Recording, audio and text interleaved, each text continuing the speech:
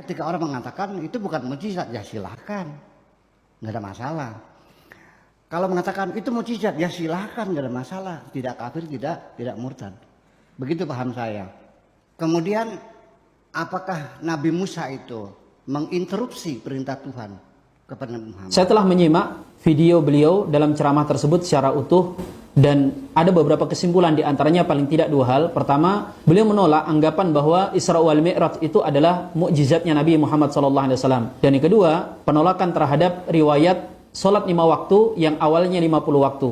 Walaupun beliau kemas dengan bahasa mau percaya boleh, tidak juga boleh. Khusus di video kali ini saya akan memberikan 8 tanggapan atas keraguan beliau terhadap riwayat sholat 5 waktu yang awalnya 50 waktu tersebut. Yang pertama, hadis tersebut adalah hadis sahih, disebutkan dalam Bukhari dan Muslim, muttafaqun alaih. Sehingga antum bisa menilai bagaimana posisi orang yang menolak hadis yang disepakati kesahihannya. Yang kedua, saran itu tidak selalu dari pihak yang lebih tinggi kepada pihak yang rendah. Seorang ayah memberikan saran kepada anaknya, seorang guru memberikan saran kepada muridnya.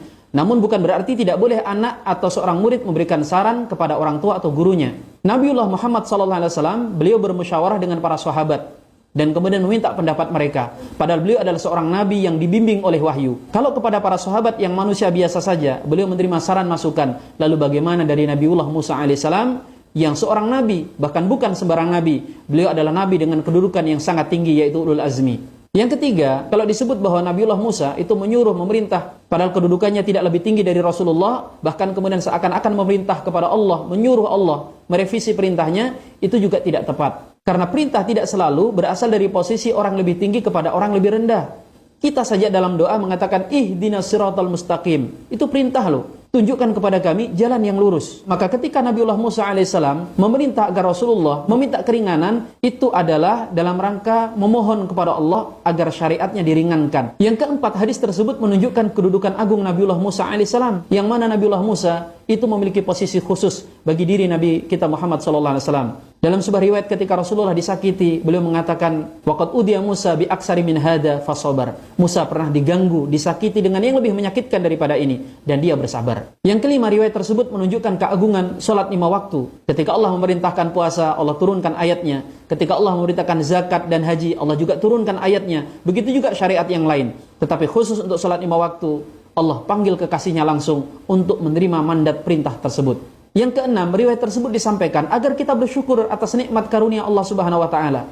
Kita ini kan kadang penyakitnya karena mengingat sholat itu sehari 5 waktu menganggap berat. Subuh ketika masih gelap kita harus sholat, duhur ketika letih kita sholat, malam enaknya istirahat kita sholat. Tetapi ketika kita menyimak riwayat ini akan timbul rasa syukur kita. Bagaimana kalau 50 waktu yang disuruh oleh Allah Subhanahu wa taala untuk kita? Yang ketujuh, riwayat tersebut menunjukkan bagaimana kepatuhan Nabi kita Muhammad SAW terhadap perintah Allah. Sehingga kemudian dari sini kita bisa mengambil hikmah bahwa menjadi seorang muslim itu artinya kita tunduk kepada Allah, siap diperintah dan siap dilarang. Meskipun kadang perintah atau larangan tersebut kita belum mengetahui hikmahnya.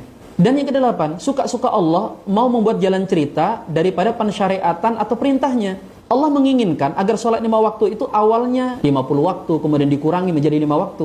Sebagaimana ketika Allah Subhanahu wa taala menciptakan Adam alaihissalam, jelas tujuan penciptaannya adalah untuk menjadi khalifah di muka bumi.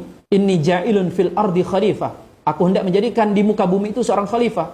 Tetapi kemudian kita tahu bersama jalan ceritanya. Nabi Adam diletakkan di surga, kemudian mendapatkan godaan dari iblis, sampai kemudian beliau jatuh ke dalam dosa, lalu bertobat dan diampuni oleh Allah, lalu diturunkan ke bumi ini. Allah menginginkan jalan cerita Adam seperti itu, tentu ada hikmah-hikmahnya. Sebagaimana hadis tersebut ada hikmahnya. Maka jangan sampai kita menolak sebuah hadis atau sebuah riwayat karena akal kita tidak bisa menerimanya.